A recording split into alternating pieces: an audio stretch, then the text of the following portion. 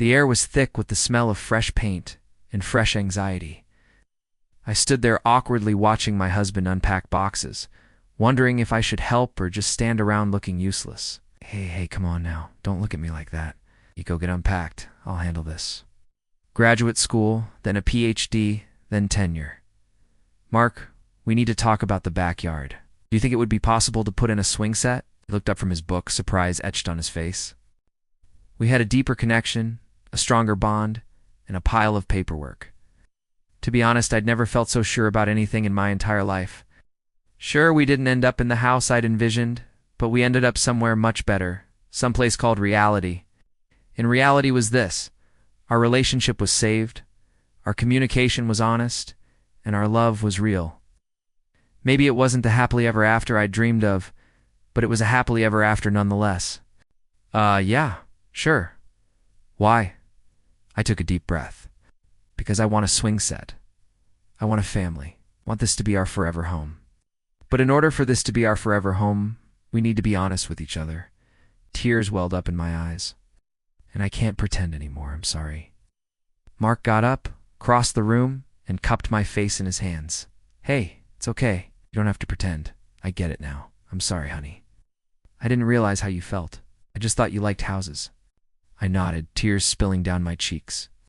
I do. I just also want kids. Yes. He stayed silent for a moment, his thumb brushing away my tears. Is this what you've wanted for a long time? I nodded again.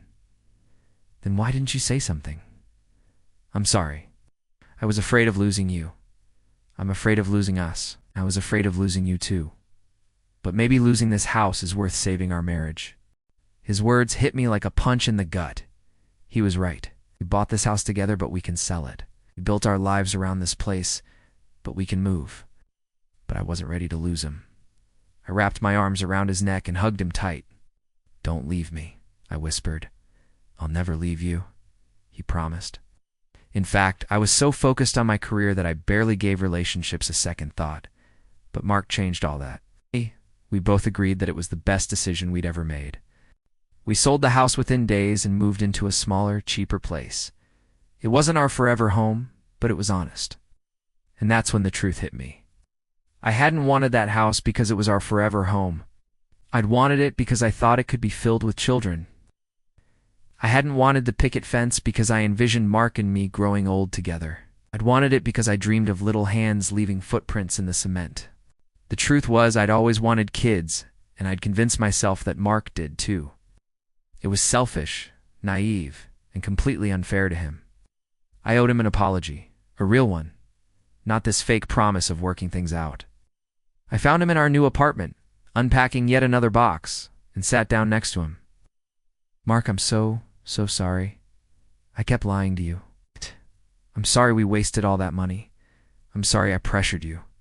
I'm sorry I hurt you. I'm sorry. I really wanted kids.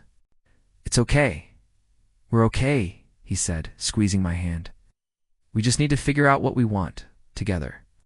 And that's exactly what we did. We spent hours talking, days debating, weeks planning. We talked about what we truly wanted, both for ourselves and for each other. We admitted our mistakes, apologized for our lies, and promised to be honest from now on. We didn't rush it, didn't ignore it, we didn't hide from it. We faced it together. We met at a mutual friends party, and it felt like fate. Both of us had moved to the city with dreams bigger than our small-town hearts. Both of us were desperate to find a place where we belonged, and when we found it in each other, we clung on tight. Within a year, we were engaged. Within 2 years, we were buying a house. It felt fast, but it felt right. The problem was that my dreams had nothing to do with homeownership. I loved Mark with all my heart, but my ideal future was still a big house with a picket fence and children running through the yard. His was a cozy cottage with a garden and a couple of cats. I hate to admit it, but when we started talking about settling down, I played it safe.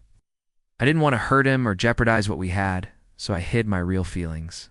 I pretended that I was just as excited to buy a house as he was. Then we signed the papers, got the keys, and moved in. I was ecstatic.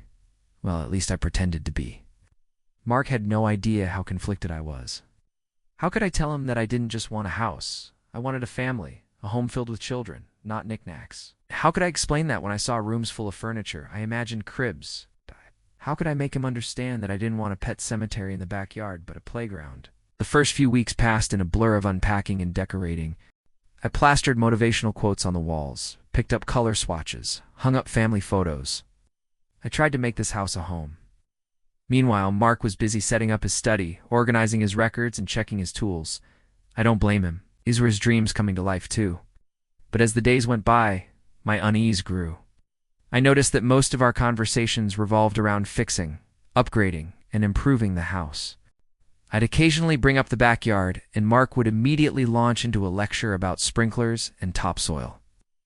But when I suggested playsets, he'd change the subject. I hated lying to him. I hated what I'd become. Most of all, I hated myself.